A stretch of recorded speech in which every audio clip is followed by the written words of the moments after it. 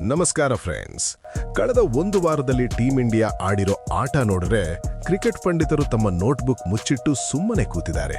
ಯಾಕಂದ್ರೆ ಇದು ಲಾಜಿಕ್ ಇಲ್ಲದ ಆಟ, ಇದು ಮ್ಯಾಜಿಕ್ ಆಟ ಅಂತ.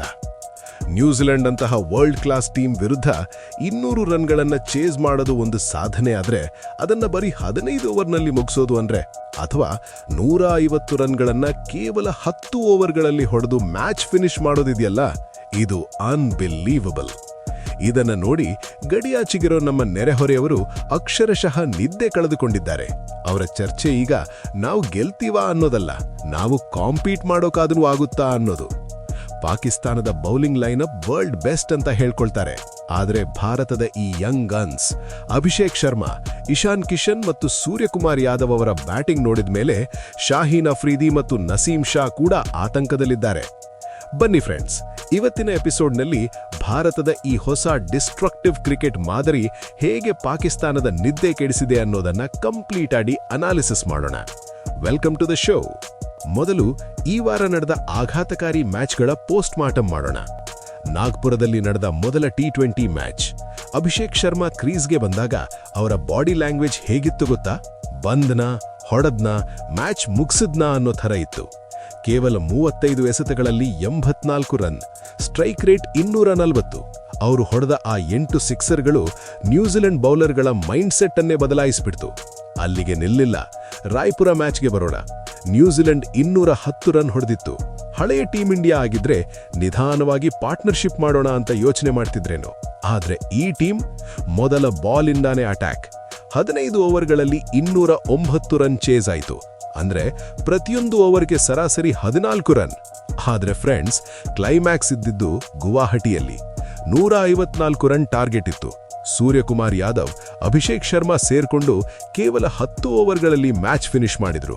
ಈ ಪರ್ಫಾರ್ಮೆನ್ಸ್ ಮುಂಬರುವ T20 ವರ್ಲ್ಡ್ ಕಪ್ಗೆ ಒಂದು ದೊಡ್ಡ ವಾರ್ನಿಂಗ್ ಬೆಲ್. ನಮ್ಮ ಈ ಆಟ ನೋಡಿ ಪಾಕಿಸ್ತಾನದ ಲೆಜೆಂಡ್ಸ್ ರಿಯಾಕ್ಷನ್ ಹೇಗಿದೆ ಗೊತ್ತಾ? ಅವರು ಟೀಕೆ ಮಾಡ್ತಿಲ್ಲ, ಅವರು ಬೆರಗಾಗಿದ್ದಾರೆ. ಮೊದಲಿಗೆ ರಾವಲ್ಪಿಂಡಿ ಎಕ್ಸ್‌ಪ್ರೆಸ್ ಶೋಯೆ ಒಟ್ಟಿತರ್ ಹೇಳ್ತಾರೆ, ನಾನ್ ಬೌಲರ್ ಆಗಿ ಯೋಚನೆ ಮಾಡ್ತೀನಿ. ಅಭಿಷೇಕ್ ಶರ್ಮಾ 14 ಬಾಲ್ಗೆ 50 ರನ್ ಹೊಡಿತಾರೆ ಅಂದ್ರೆ ಬೌಲರ್ಗೆ ಪ್ಲಾನ್ ಮಾಡಕ್ಕೂ ಟೈಮ್ ಸಿಗಲ್ಲ. ಇಂಡಿಯಾದ ಈ ಟೀಮ್ ಮನುಷ್ಯರ ತರ ಆಡ್ತಿಲ್ಲ, ರಾಕ್ಷಸರ ತರ ಆಡ್ತಿದ್ದಾರೆ. ಮುಂದೆ ವಸೀಂ ಅಕ್ರಮ್ ಅವ್ರ ಮಾತು ಕೇಳಿ. ನಮ್ಮ ಟೀಮ್ನಲ್ಲಿ 150 ರನ್ ಹೊಡೆಯೋಕೆ ಕಷ್ಟಪಡ್ತಾರೆ. ಹಲ್ ನೋಡೋನೆ 10 ಓವರ್ಗೆ ಮ್ಯಾಚ್ ಮುಗಿಸ್ತಾರೆ. ನಾವಿನ್ನು 90ರ ದಶಕದ ಕ್ರಿಕೆಟ್ ಆಡ್ತಿದೀವಿ, ಅವರು 2030ರ ಕ್ರಿಕೆಟ್ ಆಡ್ತಿದ್ದಾರೆ. ಮುಂದೆ PCB ಮಾಜಿ ಅಧ್ಯಕ್ಷ ರಮೀಜ್ ರಾಜಾ ಹೇಳ್ತಾರೆ, ಗುವಾಹಟಿಯಲ್ಲಿ ಭಾರತ ಆಡಿನ ರೀತಿ ನೋಡಿದ್ರೆ ಅವರು ಎದುರಾಳಿ ಟೀಮ್ಗೆ ಮರ್ಯಾದೆ ಕೊಡೋದನ್ನೇ ನಿಲ್ಲಿಸಿದ್ದಾರೆ. ಮ್ಯಾಚ್ ಶುರುವಾಗೋ ಮುಂಚೆನೆ ರಿಸಲ್ಟ್ ಡಿಸೈಡ್ ಆದ ಹಾಗಿತ್ತು. ಪಾಕಿಸ್ತಾನ ಈ ಲೆವೆಲ್ಗೆ ಮ್ಯಾಚ್ ಆಗ್ಬೇಕು ಅಂದ್ರೆ ಪೂರ್ತಿ ಸಿಸ್ಟಮ್ ಅನ್ನೇ ಚೇಂಜ್ ಮಾಡಬೇಕು. ಇನ್ನು ಬಾಸಿತ್ ಅಲಿ ಅಂತೂ ತಮ್ಮ ಬ್ಯಾಟ್ಸ್ಮನ್ಗಳಿಗೆ ಕ್ಲಾಸ್ ತಗೊಂಡಿದ್ದಾರೆ. ನೀವು ರಿಂಕು ಸಿಂಗ್ ಮತ್ತು ಸೂರ್ಯಕುಮಾರ್ ಅವರನ್ನು ನೋಡಿ ಕಲಿಯಿರಿ. ಅವರು ಟೀಮ್ ಗೆಲುವಿಗಾಗಿ ಆಡ್ತಾರೆ, ನೀವು ಪರ್ಸನಲ್ ರೆಕಾರ್ಡ್ಗೋಸ್ಕರ ಆಡ್ತೀರಾ ಅಂತ ನೇರವಾಗಿ ಹೇಳಿದ್ದಾರೆ. ಕಮ್ರಾನ್ ಅಕ್ಮಲ್ ಅವರ ಸ್ಟೇಟ್ಮೆಂಟ್ ಹೀಗಿದೆ, ನಮ್ಮ ಬ್ಯಾಟ್ಸ್ಮನ್ಗಳು 50 ರನ್ ಹೊಡೆಯೋಕೆ 40 ಬಾಲ್ ತಗೋತಾರೆ, ಆದ್ರೆ ಇಂಡಿಯಾದವರು 40 ಬಾಲ್ ಆಡಿದ್ರೆ ಸೆಂಚುರಿ ಹೊಡಿತಾರೆ. ಇದು ಮೈಂಡ್ ಸೆಟ್ನ ಡಿಫ್ರೆನ್ಸ್. ನಾವು ಸೋಲ್ಬಾಲ್ದು ಅಂತ ಆಡ್ತೀವಿ, ಅವರು ಗೆಲ್ಲೇಬೇಕು ಅಂತ ಆಡ್ತಾರೆ.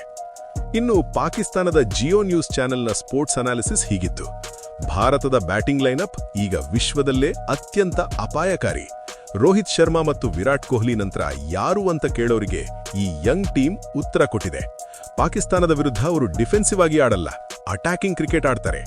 ಸ್ನೇಹಿತರೆ, ಫೆಬ್ರವರಿ 15ರಂದು ನಡೆಯೋ ಇಂಡಿಯಾ ಪಾಕಿಸ್ತಾನ್ ಮ್ಯಾಚ್ ಕೇವಲ ಒಂದು ಮ್ಯಾಚ್ ಅಲ್ಲ, ಇದು ಹಳೆಯ ಶೈಲಿಯ ಕ್ರಿಕೆಟ್ ಮತ್ತು ಹೊಸ ಯುಗದ ಕ್ರಿಕೆಟ್ ನಡುವಿನ ಯುದ್ಧ.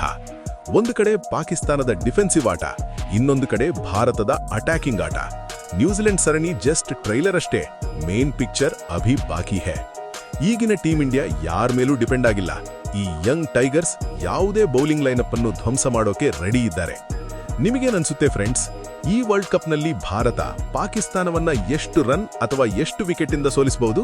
ನಿಮ್ಮ ಪ್ರೆಡಿಕ್ಷನ್ ಅನ್ನ ಕಮೆಂಟ್ ಬಾಕ್ಸ್ನಲ್ಲಿ ತಪ್ಪದೇ ತಿಳಿಸಿ. ವಿಡಿಯೋ ಇಷ್ಟ ಆಗಿದ್ರೆ ಲೈಕ್ ಮಾಡಿ, ಶೇರ್ ಮಾಡಿ ಮತ್ತು ಇದೇ ರೀತಿಯ ಕ್ರಿಕೆಟ್ ಅನಾಲಿಸಿಸ್ಗಾಗಿ ನಮ್ಮ ಚಾನೆಲ್ ಸಬ್ಸ್ಕ್ರೈಬ್ ಮಾಡಿ. ಮುಂದಿನ ವಿಡಿಯೋದಲ್ಲಿ ಸಿಗೋಣ. ಜೈ ಹಿಂದ್.